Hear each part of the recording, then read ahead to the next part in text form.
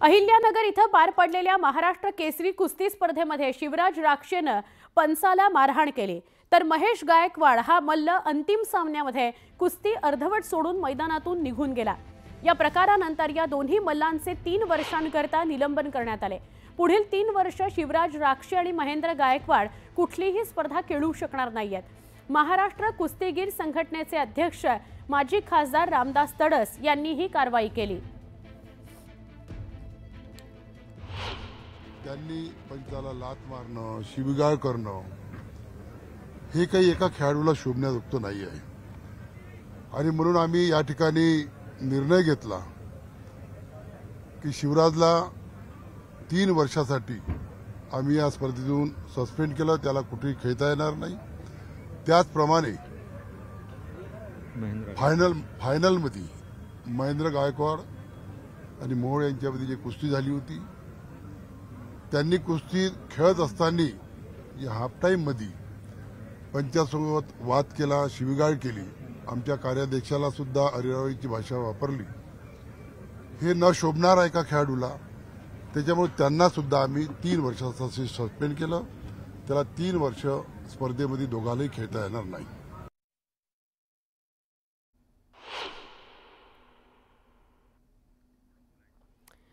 राक्षे आणि गायकवाडचं 3 वर्षांकरता निलंबन झालेलं आहे। कुस्तीगीर संघटनेने कारवाई केलेली आहे।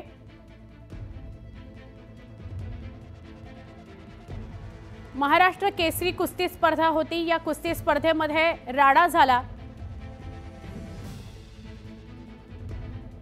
दरम्यान महाराष्ट्र केसरी कुस्ती स्पर्धेत पंचांनी शिवराज राक्षे सोबत आदल्या दिवशी पण हुज्जत घातली होती।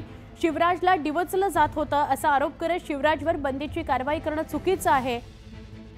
ज्या पंचांनी चुकीचा निर्णय दिलाय त्यांच्यावरही कारवाई करा अशी मागणी शिवराज राक्षे यांच्या कुटुंबियांनी केली आहे। शिवराज राक्षे यांच्या कुटुंबियांच्या याबाबत काय भावना आहेत त्या जाणून घेतल्या आमचे प्रतिनिधी सचिन तोडकर यांनी। केसरी कुस्ती स्पर्धेत पंचांशी गैरवर्तन केल्याबद्दल पैलवान शिवराज राक्षे यांच्यावरती 3 वर्षाची बंदी घातली आहे। आपल्या सोबत आहेत शिवराज राक्षे यांचे कुटुंबीय। काय सांगाल, एक आई म्हणून या कारवाईबद्दल तुम्हाला काय वाटतं? हे सगळा त्यांनी चुकीचा निर्णय घेतलाय। लगेच निलंबित करायचं काहीच कारण नव्हतं याला। त्यांचा पण निर्णय चुकीचा झालेला आहे। त्यांनी तेवढं रिप्लाय दाखवले असते, आमच्या मुलांनी काही केलं नसतं। आदल्या दिवशी पण ते मॅटवर जाताना त्यांनी काय केलं, शिवीगाळी केली तरी माझा मुलगा काहीच म्हणला नाही, तो आपला तो कुस्ती केली निघून आला। परत आपण आता काल कुस्तीला गेला चुकीचा निर्णय झालाच नव्हता। तुम्हाला फक्त आम्हाला रिप्लाय करून दाखवलं असतं, काहीच होऊ शकत नव्हतं। हार जीत मानायला कोणी पण तयार होतं, आमचं काय असं नव्हतं। मग त्यांनी तेवढ्या 10 मिनिटात काही 10-15 मिनिटात काही पण करू शकला असता। यांनी चुकीचा निर्णय दिला, पंचांवर पण काहीतरी निर्णय व्हावा अशी आमची विनंती।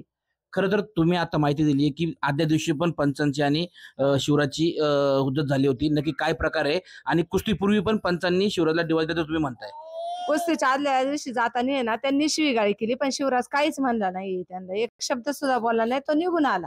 पण दुसऱ्या दिवशी पण तुम्ही असा चुकीचा निर्णय का दिला आम्हाला एवढं म्हणायचंय। आणि मग परत डिसिजन घेता की निलंबित करणार आहे, ते केलं त्याला 3 वर्ष। आणि तुम्हाला का बरं नाही कोणी निलंबित करीत? तुम्हाला पण होऊ द्या ना शिक्षा, पंचांना होऊ द्या ना, दिनेश गुंडला होऊ द्या आणि संदीप भोंडवेला पण होऊ द्या। खरं तर निर्णय चुकला हे मान्य आहे, पण शिवराजची पण कृती कुठेतरी चुकली आहे। तुम्हाला काय वाटतं? अहो संतापल्यावर कुणी पण असंच करणार ना। तुम्ही 2 दिवस त्याच्या भोवती असंच केलं, असं करायला नव्हतं लागत। तुमचा पण मुलगा आहे, एक दुसऱ्यांची मुलं म्हणून आपली मुलं म्हणूनच मानली जातात। पण असं पैलवानाच्या बाबतीत व्हावं नाही, गरीब कुटुंबाला असा अन्याय करावा नाही या पंचांनी, एवढंच आमचं म्हणणं आहे। खरं तर आता 3 वर्षाची बंदी घातली आहे, तुमची पुढली रणनीती काय असेल? पुढे काय करण्याचं तुमचं नियोजन असेल कुटुंबाचं? आता अजून काय आम्ही ते ठरवलं, पण त्यांनी हा निर्णय आम्हाला मान्य नाही निलंबित करण्याचा। त्यांना पण शिक्षा झाली पाहिजे।